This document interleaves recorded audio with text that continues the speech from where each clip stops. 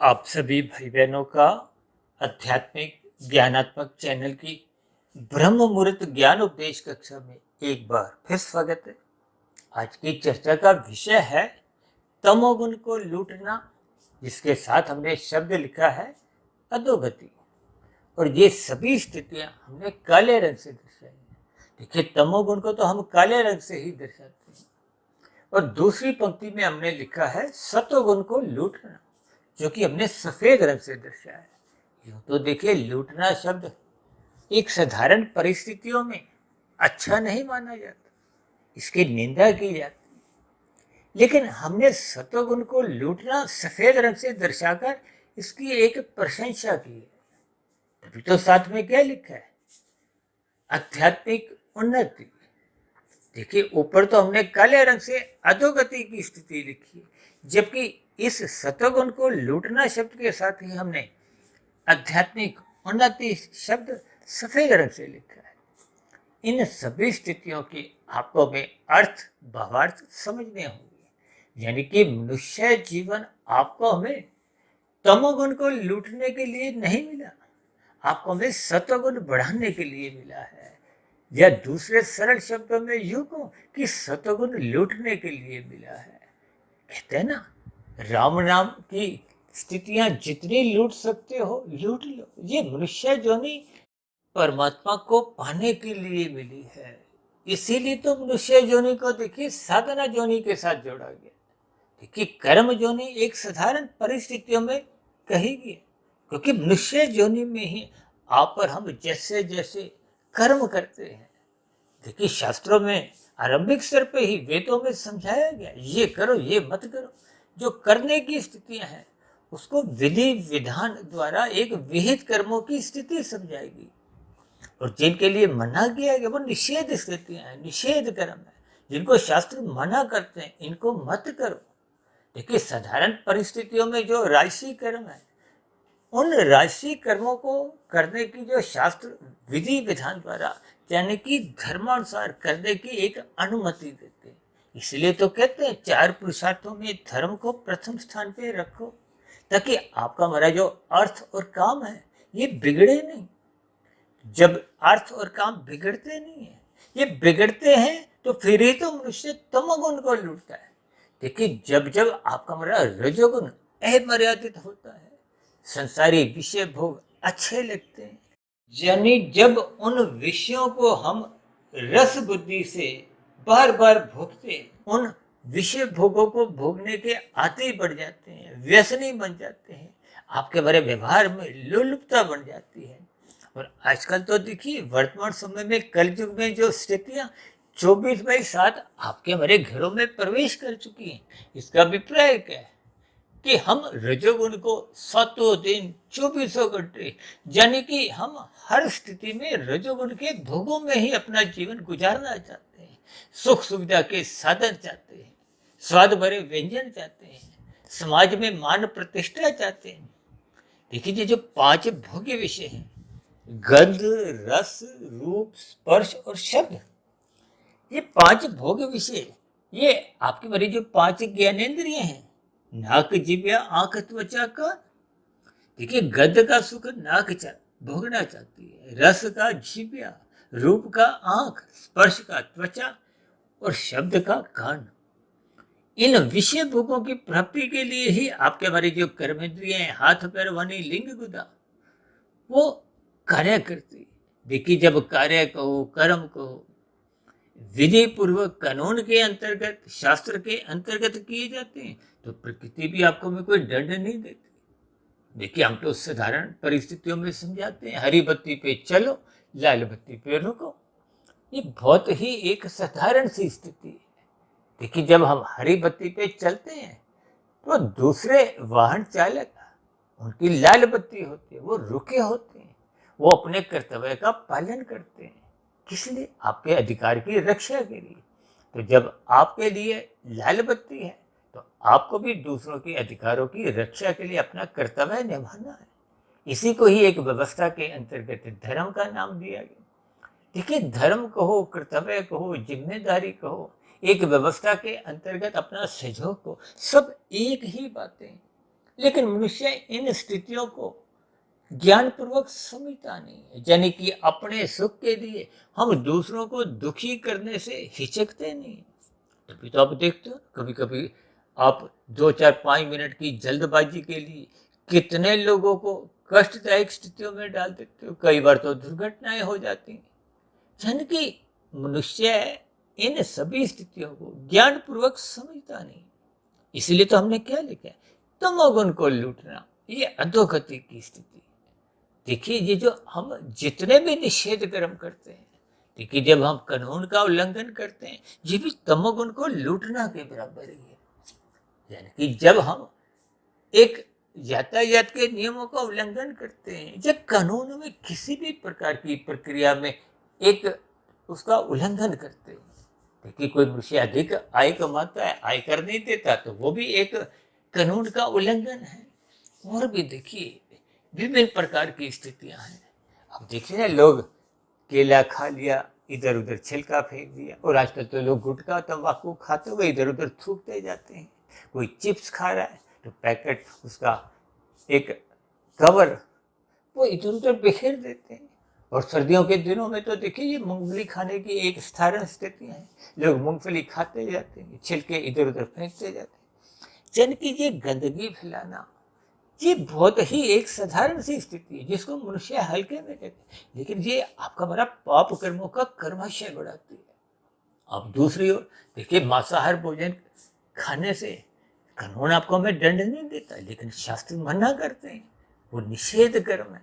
तो फिर शास्त्र उन स्थितियों में आप हमें एक दंड देते हैं। देखिए ये सभी स्थितियां, इन सभी स्थितियों को ही हमने ये तमोगुण को लूटना के अंतर्गत दर्शाया है। देखिए तमोगुण से अच्छा रजोगुण है, रजोगुण से अच्छा सतोगुण है। अक्सर हमारी चर्चाओं में बार बार बोला जाता है।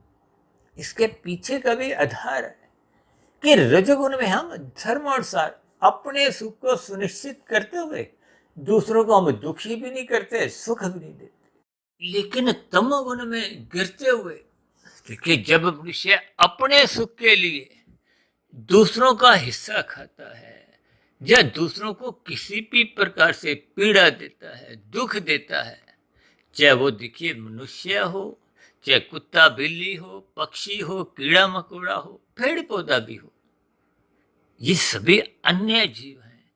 किसी भी जीव को कष्ट पहुंचाना आपका हमारा कोई अच्छा कार्य नहीं।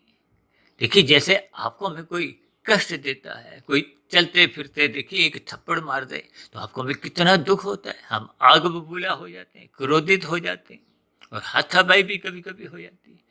देखिए जब हम सफर में होते हैं, बस में हैं, मेट्रो में हैं, कहीं भी आप और हम रास्ता मांगते हैं स्थूल शरीर के स्तर पर, तो कहते हैं ना क्षमा कीजिए, एक्सक्यूज मी।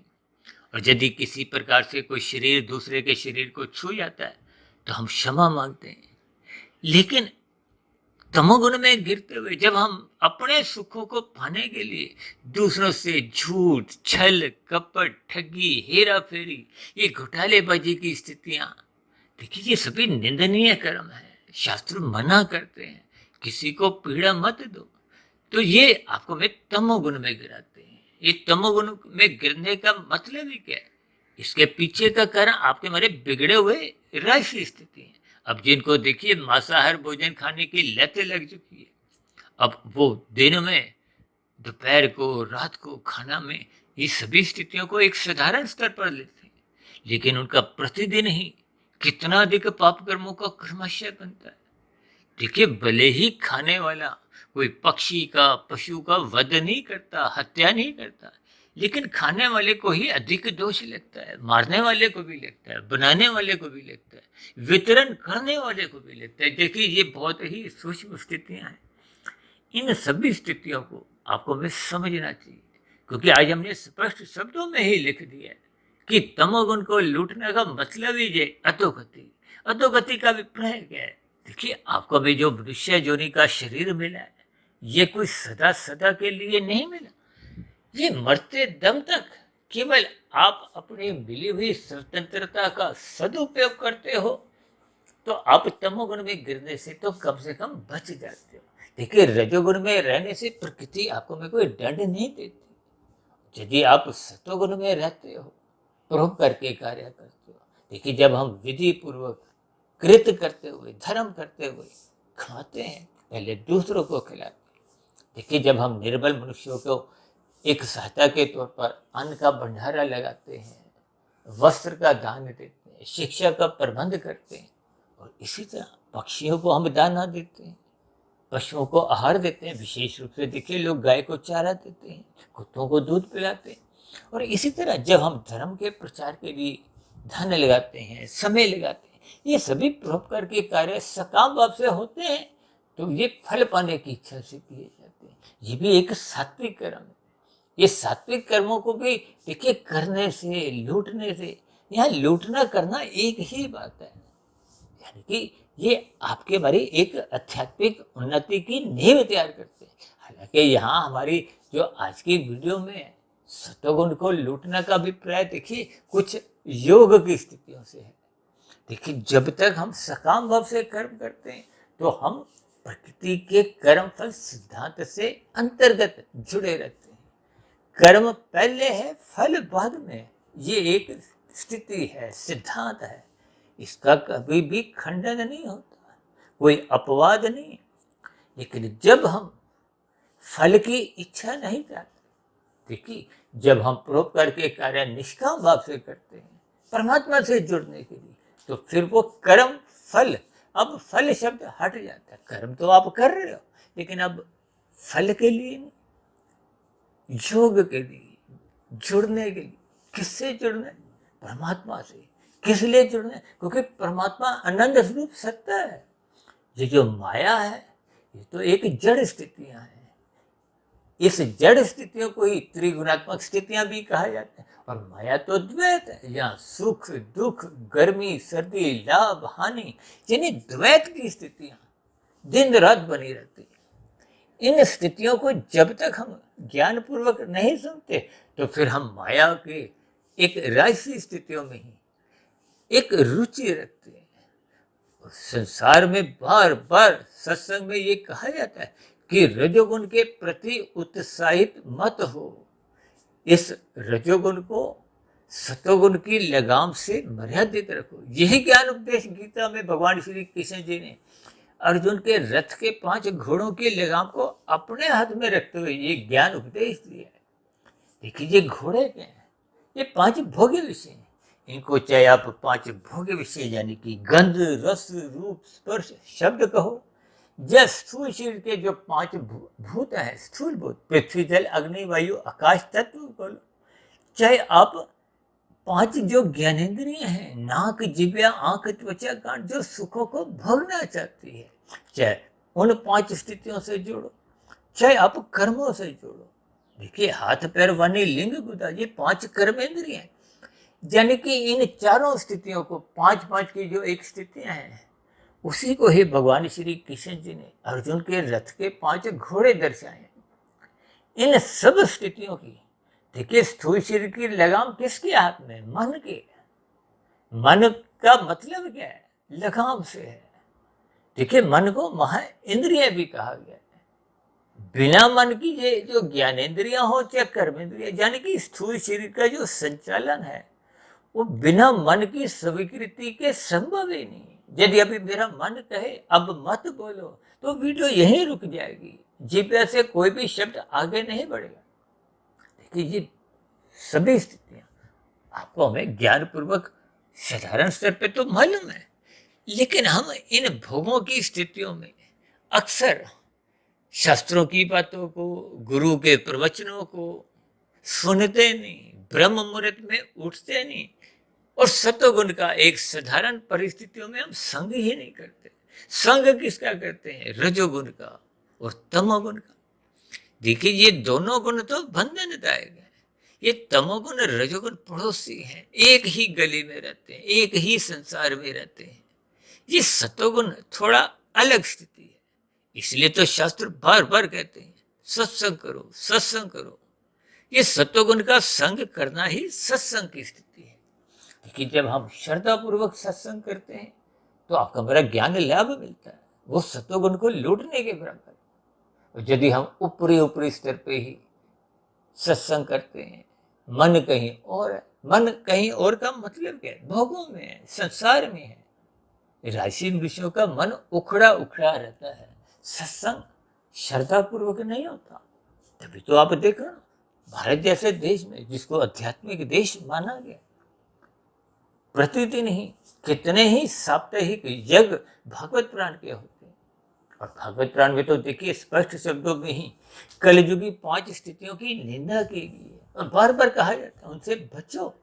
देखिए वेदों का ज्ञान तो अपौरुषीय है, सृष्टि के आरंभ में ही परमात्मा के मुख द्वारा प्रकट होता है। लेकिन वो वेदों का ज्ञान बहुत जटिल होने के कारण एक साधारण मनुष्य को बात समझ नहीं आती। यहाँ तक कि सात्विक मनुष्य को भी बात समझ नहीं आती। गीता में तो भगवान श्री कृष्ण जी ने यहाँ तक कहा है कि अच्छे अच्छे बुद्धिमान मनुष्य भी कर्म फल सिद्धांत की बारीकियों को समझ नहीं पाते।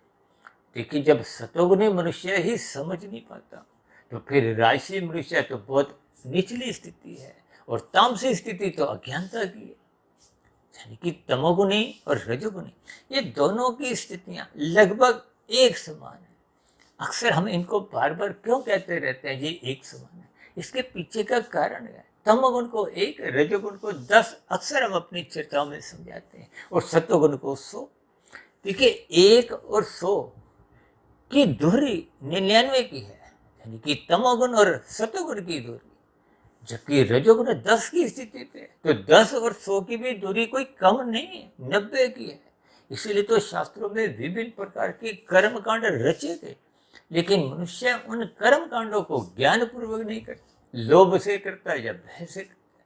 भारत जैसे देश में आप देखते हैं हर 6 महीने बाद नवरात्रों की जो स्थितियां होती हैं, और भी देखिए दूसरे चौथे पांचवें दिन कुछ पर्व, किसी का जन्मोत्सव, किसी की जयंती या और भी कुछ सात्विक स्थितियां होती हैं, उनको हम एक श्रद्धा पूर्वक ज्ञान पूर्वक नहीं करते, जिसके फलस्वरूप आपका सतोगुण से संबंध बनता नहीं है। जब संबंध ही नहीं बनता तो फिर लूटने की तो स्थितियां ही नहीं बनती। देखिए लूटने की स्थितियां अक्सर मैं बार बार ब्रह्म मुहूर्त समय विशेष को संबोधित करने के लिए कहता हूँ।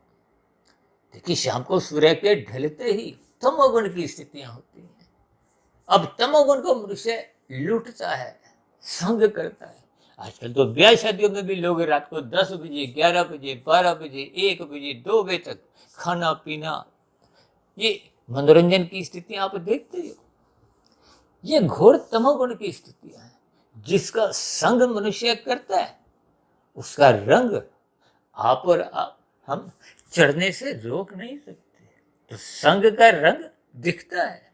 यानी कि जब हम तमोगुण का संग करते हैं तो धीरे धीरे बुराइयां आपके हमारे मन बुद्धि के स्तर पर आने लगती है। भागवत पुराण में तो स्पष्ट शब्दों में कहा है कि दूध कीड़ा, मद्यपान, स्त्री संग, हिंसा और अनीतिगत कार्यों से कमाया गया धन, ये 5 निंदनीय स्थान, इनसे दूर हट, बचो, इनकी निंदा करो। और मनुष्य आज इन्हीं स्थानों का संग करने में अपने आप को गौरवान्वित समझता है, लज्जा महसूस ही नहीं करता। तो फिर उन स्थितियों में जब वो स्थित होता है तो कब कितने पाप कर्म उससे सहज ही होने लगते हैं, मनुष्य को पता नहीं चलता। यानी कि जब जब आपके मेरे भोग विषय बिगड़ते हैं तो वो बिगड़े हुए भोग विषय ही मनुष्य को तमोगुण में गिराते हैं। इन सभी स्थितियों को ज्ञान पूर्वक समझो। और भोग विषय यानी कि रजोगुण की स्थितियां उसी की ही बिगड़ती हैं जिसके जीवन में सत्संग नहीं होता। इसीलिए तो शास्त्र बार बार कहते हैं, गुरु बार बार समझाते हैं कि सत्संग करते रहो। जो मनुष्य सत्संग नहीं करता उसके जीवन में फिर अर्थ और काम नाचने लगते हैं। यानी कि जो सतोगुण की कमजोरी में पहले रजोगुण नाचता है और रजोगुण नाचते नाचते आपको में तमोगुण में गिराता है। तमोगुण में गिराने पे आपको हमसे कितने पाप कर्म करवा जाता है आपको हमें बोध नहीं होता। इसलिए शास्त्र कहते हैं निरंतर श्रद्धा पूर्वक सत्संग करते रहो। ये श्रद्धा पूर्वक सत्संग ही मनुष्य का रजोगुण मर्यादित रखता है। और रजोगुण मर्यादित रहने से फिर मनुष्य कभी भी तमोगुण में गिरता ही नहीं है। जब जब रजोगुण अमर्यादित होता है, कब? जब सतोगुण कमजोर होता है। सतोगुण की न्यूनता होती है, सत्संग हम करते नहीं, तो फिर रजोगुण छलांगे लगाता है। ये छलांगे लगाते लगाते ही आपको भी तमोगुण में गिराता है, और तमोगुण में गिरने पे ही कब कितने अनीतिगत कार्य, कानून का भी उल्लंघन होता है, शास्त्र का भी उल्लंघन होता है, जिसके फलस्वरूप आपका हमारा क्रमशः बिगड़ता जाता है, बिगड़ता जाता है, संस्कार बुरे बनते जाते हैं। ये सभी स्थितियां स्थूल शरीर के स्तर पर मरते दम तक जब अधिक अनुपात में बन जाती हैं, तो फिर ये अधोगति का कारण बनते हैं।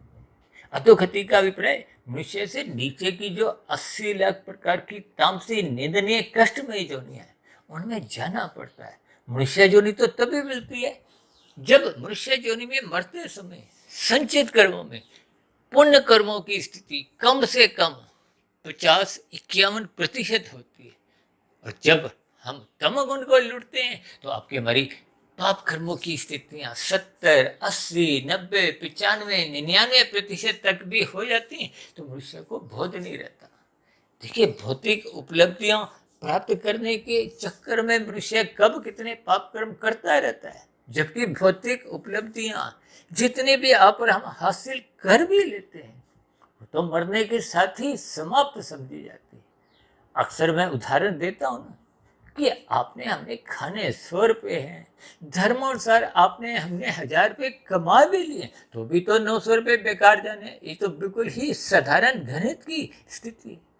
और मनुष्य सत्संग के अभाव में अधिक से अधिक धन एकत्रित करता है, जिसके फलस्वरूप वो घोटालेबाजियां, हेरा फेरियां, ये सभी स्थितियां कब उसके जीवन में एक संग्रह वृत्ति में गिरा देती हैं। फिर मनुष्य को बस लाखों करोड़ों अरबों की भूख लगी रहती है। हालांकि वो मरने के साथ ही, देखिए, जब वो 900 रुपये ही बेकार जाने हैं, तो फिर ऐसी स्थितियों में जो अपने अनीतिगत कार्यों से, कानून का उल्लंघन करते हुए, शास्त्र के उल्लंघन करते हुए, विभिन्न बुराइयों से, अनीतिगत कार्यों से, पाप कर्मों से धन कमाया, उस कमाए गए धन का आपका हमारा पाप कर्मों का क्रमशः बढ़ चुका था, जिसके फलस्वरूप फिर पुनः मनुष्य जोनि की प्राप्ति नहीं होती। वो नीचे की जोनियों में, देखिए, एक न्याय की प्रक्रिया है, प्रकृति की एक व्यवस्था है। जो तो परमात्मा, देखिए, न्यायकारी भी हैं, किसी का पक्षपात लेते भी नहीं, लेकिन परम दयालु भी हैं। इसलिए परमात्मा ने नीचे की जोनियों को क्रमशः अचेत रख दिया, ताकि उनको दुखों का अपने बोध ही ना हो।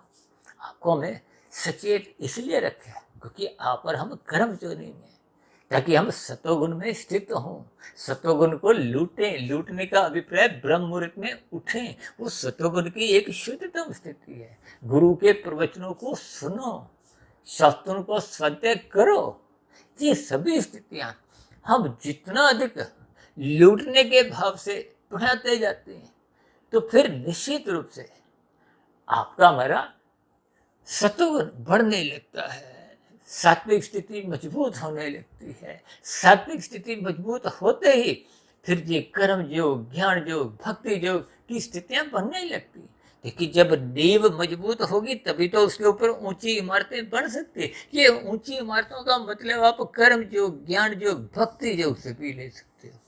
यानी कि हम सभी भाई बहनों को सतोगुण को अधिक से अधिक लूटने के लिए रात को मौनात्मक स्थितियों से बचना होगा, ब्रह्म मुहूर्त में उठना होगा। ये सभी स्थितियां आपको हमें सतोगुण की एक लूटने जैसी स्थितियों से ही जुड़ती है। और मनुष्य जीवन में हम जितनी अधिक स्थिति लूटने की, योग की, यानी कि आध्यात्मिक उन्नति के दरवाजे हम जितने अधिक खोल लेते हैं, वो आपके सुरक्षित बने रहते हैं। पुनः आपको हमें मनुष्य योनि का जन्म मिलता है, संस्कारी माता पिता मिलते हैं, गुरुजनों का संग पुनः उपलब्ध रहता है। यानी कि आध्यात्मिक उन्नति मरने के बाद भी सुरक्षित बनी रहती है, जबकि भौतिक उन्नति यदि धर्मानुसार भी किए तो भी इस जीवन में भी काम नहीं आती। और यदि अनीतिगत कार्यों से कमाई है, यानी कि तमोगुण को लूट के कमाई है, तो फिर वो मरने के बाद की जो अधोगति की स्थिति है, वो उन स्थितियों से मनुष्य को फिर गुजरना होता है।